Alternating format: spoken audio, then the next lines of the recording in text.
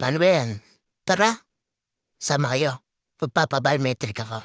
Let's go!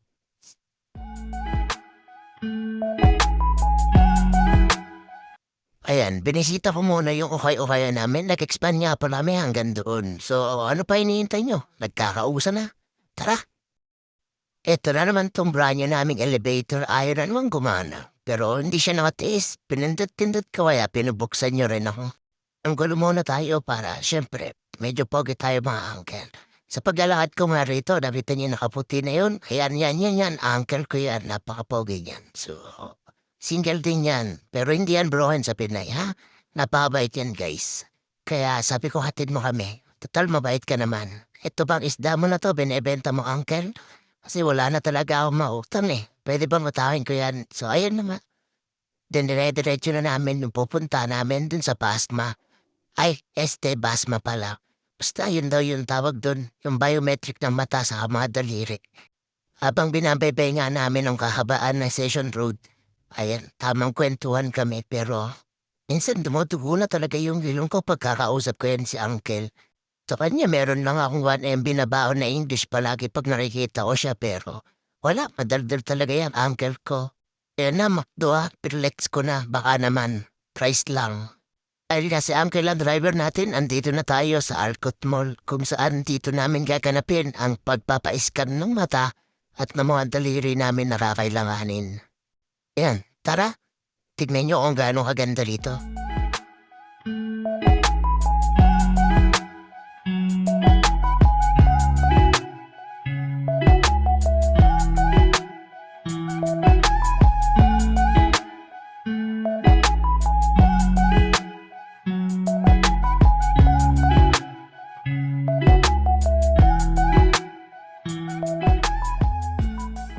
Tinanong ko nga pala yung uncle ko na yan kung pwede ako maglaro kaso iniradyo ako bigla dito sa bisor na yan. Napakaganda niyan pero talagang sabi niya, ano ba gusto nyo? Ano ba utanayin mo? Walang yelo dito. Ito nga pala tayo sa Infinity City dito sa Alcott. Ayan, kitang-kita nyo naman. Siguradong mag-e-enjoy kayo. Kaya tara na mga uncle. Ako nga narita rito si ate. Sabi niya, ay vlogger ka, vlogger, hi. Tara, umpisa na natin maglaro. Nangutang ako ng pambayad dito para lang mapaglaro.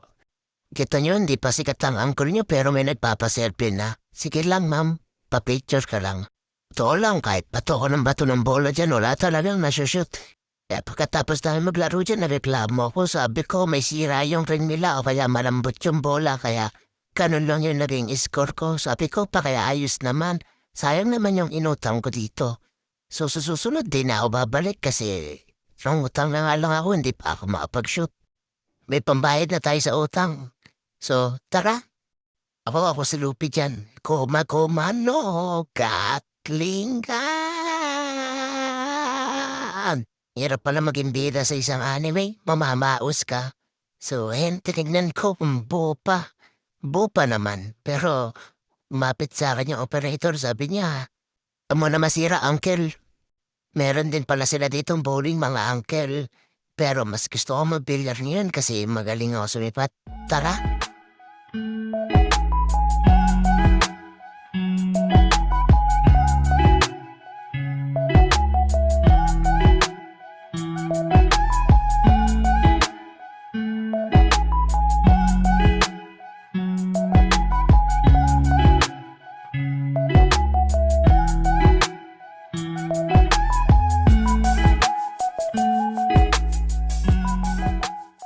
Bilis lang din ako nagsawa kaya nagpaalam na kami. Salamat, uncle.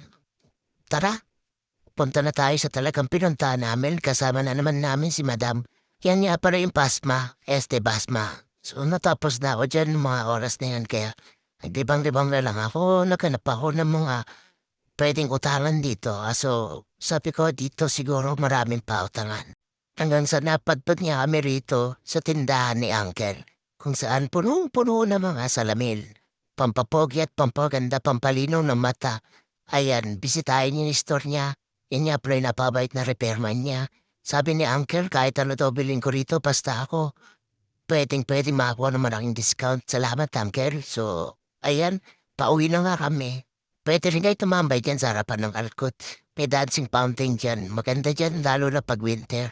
Na kami at nakita ko yung mga panabong ni Uncle. Sabi ko, Uncle, tara dito. Pwede mo pa akong pautangin ng isang panabong kasi wala na akong makain. Eh ayan, binigyan niya ako agad. So, paano ba yan mga uncle? Hanggang dito na lang tayo. Kita-kits tayo sa susunod na episode. Shh, bye!